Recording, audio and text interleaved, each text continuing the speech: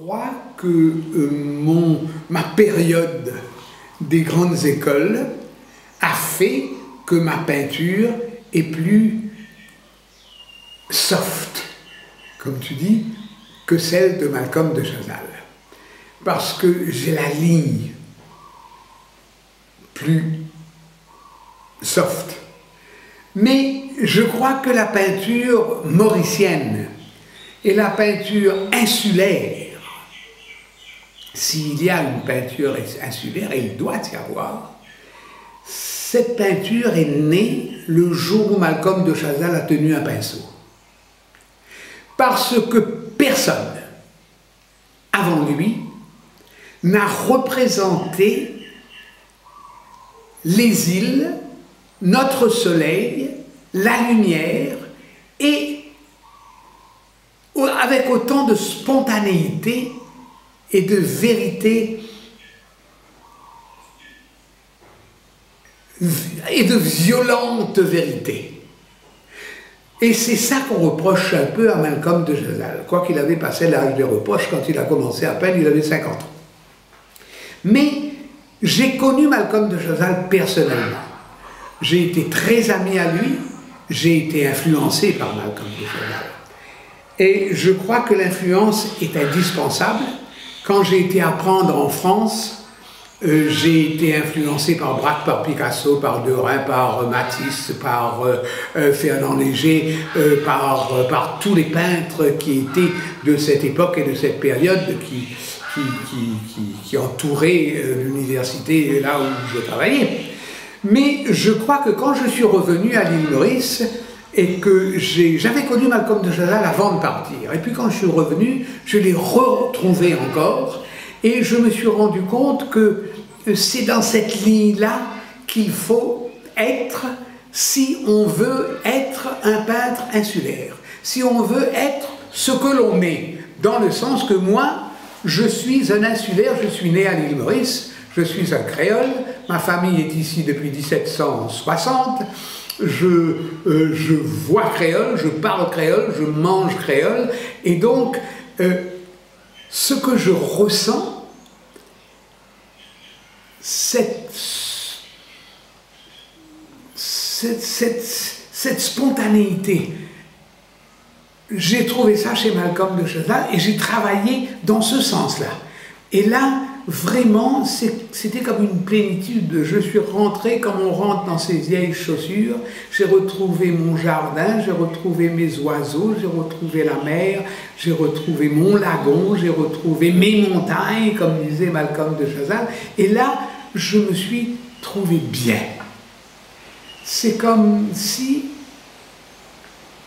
voilà, c'est comme si que, quand Braque a dit, vous savez quelle est la différence entre Picasso et moi? C'est que lui, il est espagnol et que moi, je suis français. Eh bien, la différence entre Braque, Picasso et moi, un est espagnol, l'autre est français et le troisième est créole. Voilà. Je nage dans ma trame créole. Je me vautre dans ma couleur créole. Ça sent les jupons de nénènes. Les nénènes, c'est les bonnes femmes qui, depuis qu'on est né, on vit avec des nénènes, qui nous promènent, tout ça, que c'est typique des vieilles colonies. Et donc, ça sent le jupon de nénène, ce que je peins. Des mouvements de corps. Alors on me dit, mais quant à toi, tu ne peins que de belles femmes. Mais oui, je ne peins que des belles femmes. Parce que toutes les femmes sont belles. Quand elles sont aimées, et je les adore tous. Alors il faut qu'elles soient belles. Je les fais belles, je les crée belles, parce que toutes celles dont je me souviens depuis ma naissance, depuis ma jeunesse, elles étaient grosses, elles étaient maigres, elles étaient fines, elles étaient toutes belles. Parce qu'elles m'ont toutes appris et elles ont toutes fait partie de cette image de soleil que je représente dans mes toiles. Je n'ai jamais peint aussi bien qu'à l'île Maurice. J'ai travaillé en France, j'ai travaillé en Afrique pendant 20 ans. J'ai fait de la peinture influencée par ce que j'ai appris avec les Africains. Et j'ai appris beaucoup, beaucoup, beaucoup, beaucoup. Là-bas, j'ai appris la couleur de la transpiration avec l'Africain. J'ai appris la couleur de deux chairs qui se touchent, d'un bébé et de sa mère. Et quand ça se touche, ça fait une ligne bleue. J'ai appris ça. Voilà ce que j'ai appris en Afrique. Ici, non. Ici, c'est pas sérieux. Et il ne faut jamais que ce soit sérieux. On ne pense pas pareil à Paris qu'à Port-Louis. Du tout, du tout, du tout, du tout. Et il ne faut jamais qu'on pense pareil à Port-Louis qu'à Paris. Moi, je suis à la recherche, et je crois que je l'ai trouvé, du pas sérieux. Beaucoup, beaucoup. J'ai été influencé, je dois te dire, par tout le monde. Et toute ma vie, je serai un influencé. J'ai été influencé par les impressionnistes, j'ai été influencé par Braque, Picasso, avant ça Delacroix, Ingres, et puis Monet, Manet, enfin tous, ils m'ont tous influencé. Et ce qui arrive, c'est ceci. Chaque artiste laisse derrière lui comme des grands paniers de fruits et de fleurs jetés comme ça sur sa route qu'il a laissée. Alors celui qui vient après vient s'épuiser. Et c'est sans aucun complexe que je puise dans Picasso, dans Braque, dans Matisse, dans Chagall, dans tout ça. Mais à travers tout ça, un jour, quelque part, je me suis trouvé. Et c'est là que j'ai signé mon tableau. C'est qu'à travers tout ça,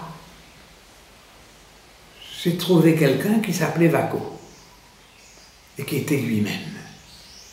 Et c'est là que je me suis senti vraiment à l'aise avec moi et avec tout ce monde-là.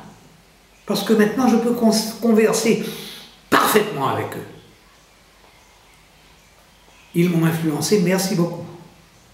Et j'ai même dit dernièrement à un dîner à quelqu'un, on parlait de ça, et il y avait une très belle dame qui était assise à côté de moi. Je dis, mais madame, je suis perpétuellement influencé. Vous êtes assise à côté de moi, vous êtes tellement belle et vous êtes en train, là, maintenant, de m'influencer. Et voilà. Là, quand tu dis ça, ça me fait penser à Modigliani.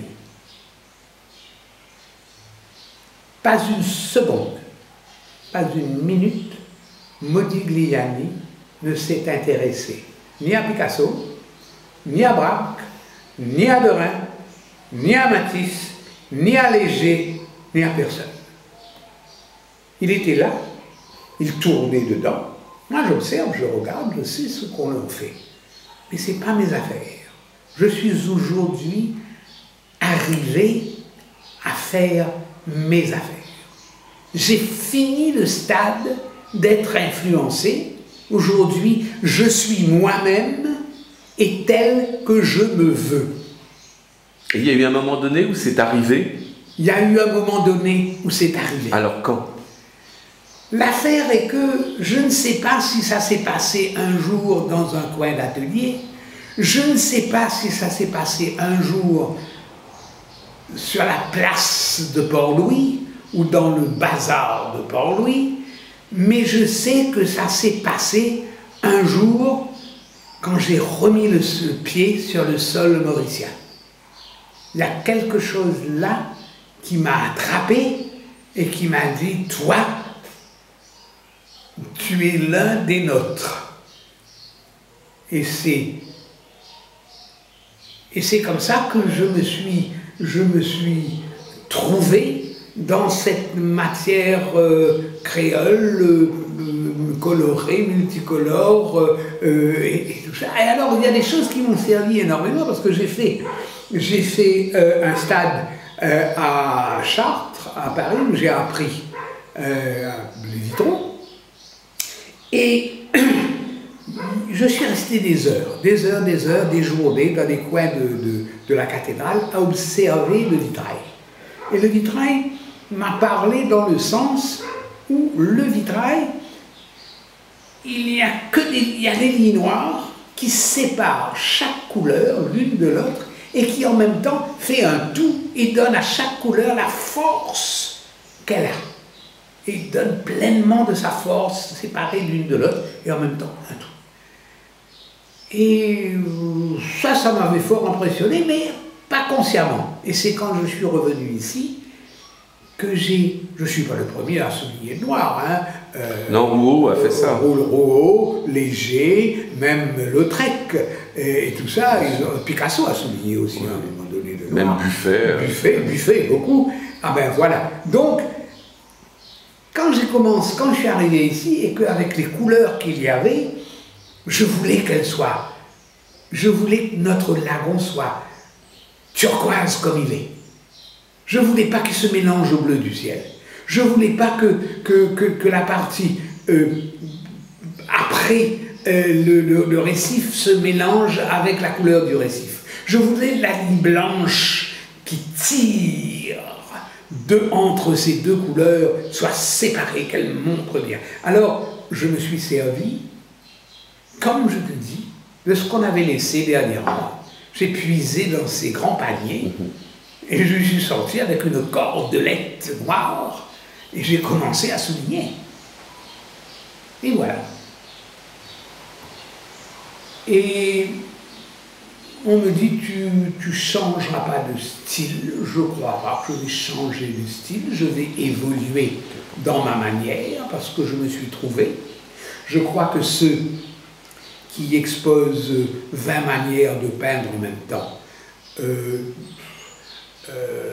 troublent le visiteur et en plus de ça ne se sont pas encore trouvés.